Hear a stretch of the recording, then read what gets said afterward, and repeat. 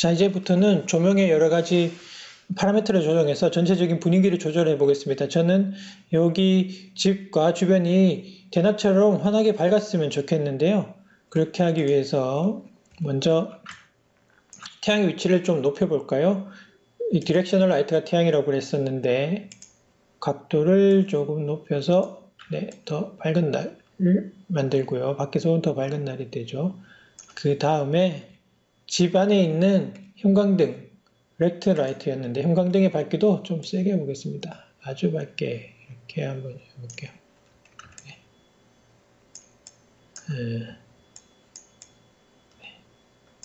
좀 분위기가 밝아졌나요? 네. 그 다음에 집 안에 있는 돌의 위치를 좀 조절하고 태양빛이 들어오는 곳에 창문에 보면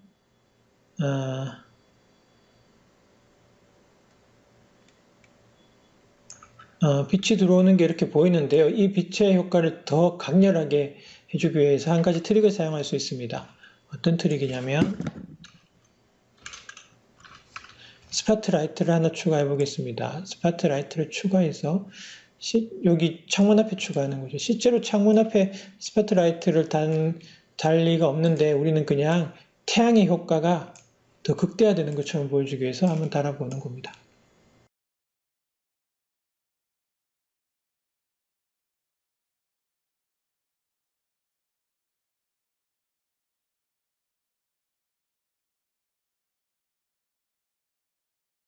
빌드를 해보겠습니다. 네, 이 창을 놔두고 결과를 먼저 한번 볼까요? 네, 이렇게 하면 집에 들어오는 빛이 아주 많아졌습니다. 네. 그리고 환경에 물체가 많아지고 그 다음에 추가한 빛, 라이트가 많아지면서부터 빌드를 했을 때 이런 메시지가 나오기 시작합니다. No importance volume found and the scene is so large. So automatically synthesize the volume will not yield good result. 예. 무슨 뜻이냐면요. 언리얼 엔진에서는 글로벌 일루미네이션 효과를 나타내기 위해서 라이트 매스라는 기술을 사용합니다. 그런데 이 글로벌 일루미네이션의 빛에 대한 색깔을 계산할 때 빛이 출발해서 바로 직사광선을 맞는 물체에 대해서만 계산하는 게 아니라 물체에 반사되어서 다시 튕겨나가는 빛, 또 튕겨나가지는 빛, 또 튕겨나가지는 빛, 이 빛들을 몇 단계를 거쳐서 고려해서 색깔을 결정한다는 것입니다. 그렇게 하는 게 글로벌 일루미네이션인데요. 글로벌 일루미네이션은 계산할 것이 엄청나게 많기 때문에 보통 오프라인에서 진행됩니다. 그래서 실제로 이 언리얼 엔진에서 우리는 지금 스테이틱 오브젝트랑 빛에 대해서는 스테이셔너리 오브젝트로 사용하고 있는데 이 두 경우에 제대로 된 결과를 보기 위해서 수시로 빌드를 눌러줘야 되는데요. 이 빌드를 눌러줬을 때 하는 일이 글로벌 일루미네이션에 대한 계산이고 그것을 언리얼 엔진에서는 라이트 매스라고 부릅니다. 이 계산이 너무 많은데 환경이 크고 빛이 많아지면 전체 환경을 대상으로 계산하는 것이 너무 부담스러운 일이죠. 그리고 그렇게 할 이유도 별로 없습니다. 저 멀리 있는 곳은 사실 자세하게 보는 것도 아니기 때문에. 그래서 가능하면 라이트 매스의 계산을 집중하는 곳에 위치를 알려주는 것이 좋습니다. 한번 검색해 볼게요. 맵이 아니고 매스라고 검색을 하면 라이트 매스 임포턴스 볼륨이라는 메뉴가 있는데 이것을 가지고 와서 설치해 보겠습니다. 어떻게 설정할 거냐면 이 노란색 볼륨이 생기는데요. 큐브가 생기는데 노란색 큐브를 우리가 중요하게 생각하는 이 건물을 감싸도록 하겠습니다. 그러면 빌드를 눌러서 글로벌 일루미네이션을 계산할 때 가능하면 계산의 영향을 이 부분을 계산했는데 더 집중하고요. 나머지 부분은 계산을 적게 해서 계산의 효율을 높이고 퀄리티를 더 좋게 한다는 것입니다.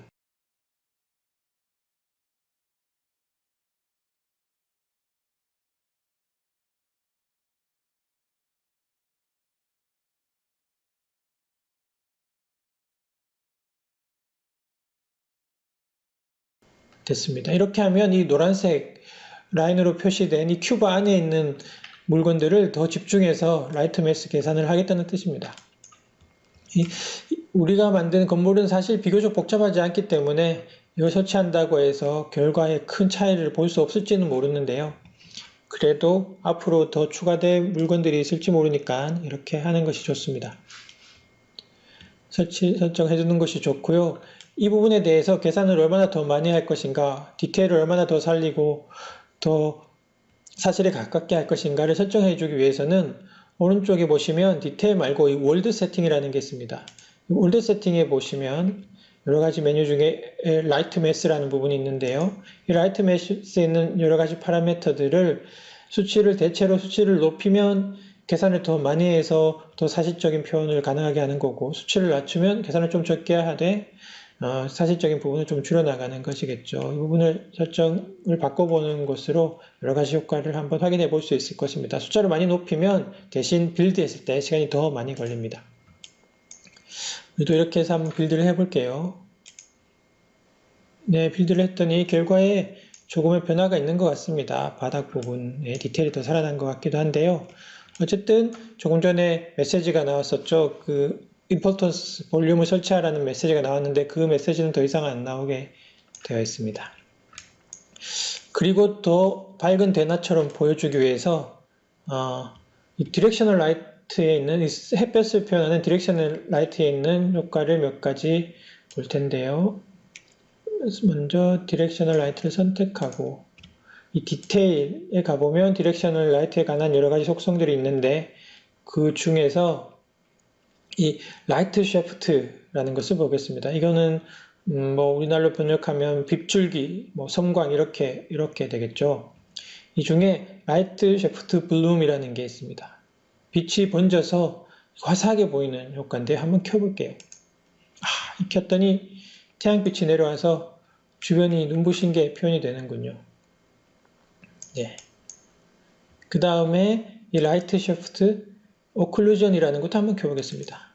이걸 켜면 빛이 이렇게 빗줄기가 내려오는데 물체에 가렸을 때 그 부분이 상대적으로 더 어둡게 보이는 효과, 이런 것들이 표현이 됩니다. 그러면 이 빗줄기에 대한 표현이 더 극적으로 하기 위해서 이 옥상에다가, 천정에다가 식물을 하나 심어 볼까요? 이 식물을 옥상에다가 하나 심어 보면, 네, 빛이 들어올 때 이 식물에 가려서 검게 되었다가 하얗게 되는 게 빗줄기가 더 보이게 됩니다. 이렇게 했더니 더 밝은 화사한 집이 되었군요.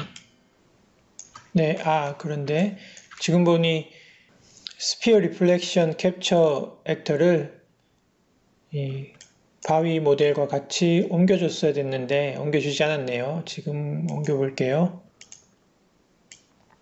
이렇게 옮기고, 네.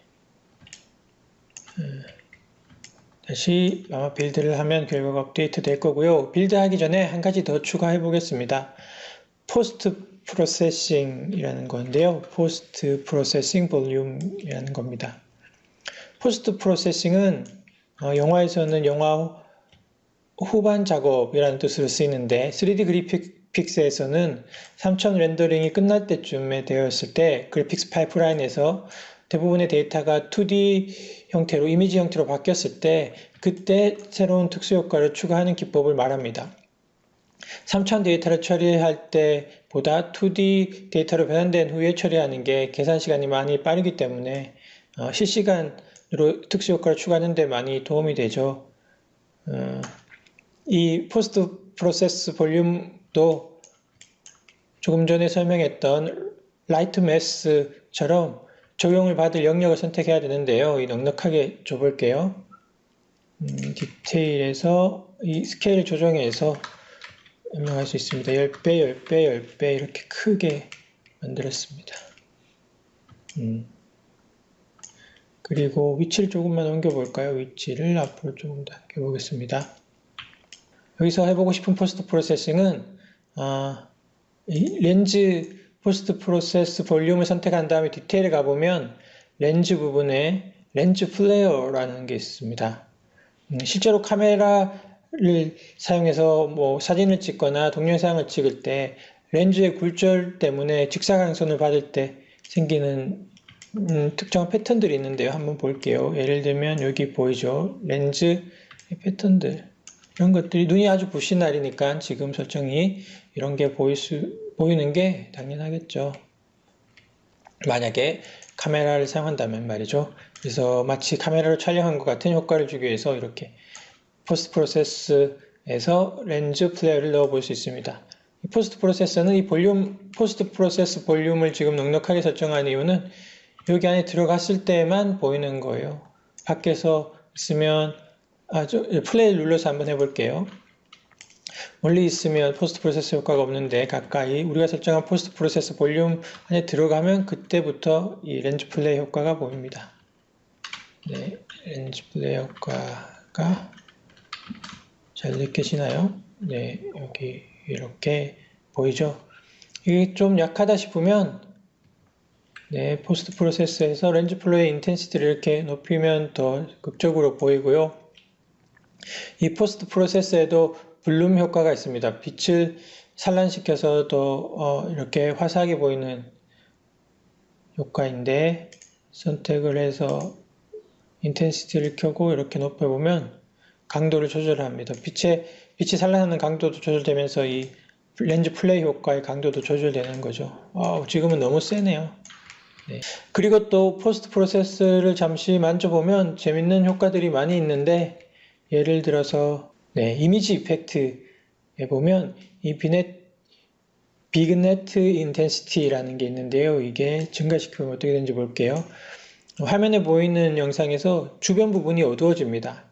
이것도 실제 카메라를 사용할 때 생기는 효과 중에 한 개죠. 렌즈의 모양 때문에 가장자리에는 빛이 많이 들어오지 않는 효과가 있는데 이게 어떤 경우에는 특정한 스타일을 표현하기도 합니다. 이렇게 주변 부분을 어둡게 할 수도 있고요. 등등의 효과들이 있습니다. 한번 살펴보시기 바랍니다. 그러면 대낮의 모델을 마지막으로 빌드를 해서 한번 볼까요? 플레이를 눌러서 한번 주변을 탐험해 보겠습니다. 네, 바닥이 이렇게 생겼고 안에 돌이 있고 좀 이상하지만 돌이 있고 렌즈 플레어가 여기 형광등이나 포인트 라이트에서도 렌즈 플레어가 생기는 것을 볼 수 있습니다. 창밖을 나가보면 이런 모양의 집이 있습니다. 위로 올라가 볼까? 이렇게 올라가서 반대편에서 보면 여러가지 섬광 효과라던가 렌즈 플레어가 동시에 보이는 아주 눈부신 집이 완성되었습니다.